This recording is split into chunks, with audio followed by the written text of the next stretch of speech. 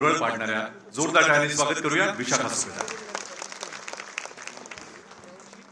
मंचावर उपस्थित सगळे मान्यवर आणि उपस्थित सगळे रसिक प्रेक्षक सगळ्यांना नमस्कार. आज खरं तर कन्या पण सुनबाई आहे, त्याच्यामुळे कन्या झाली ती.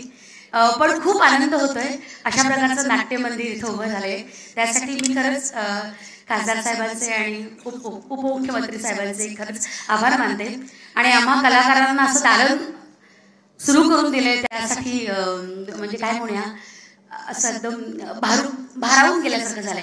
आणि अचानक माझ्यावर असा बॉम्ब टाकला. आम्ही काही स्क्रिप्ट शिवाय नाही बोलणारी माणसं, त्यामुळे स्क्रिप्ट नाहीये, त्यामुळे पाठांतर करून नाही आले, त्यामुळे चुकलं मागलं माफ करा.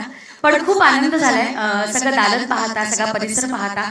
आणि इथं जेव्हा जेव्हा मी प्रयोगाला येईल तेव्हा तेव्हा हा प्रयोग हाऊसफुल करायचा सगळे नाटकाचे.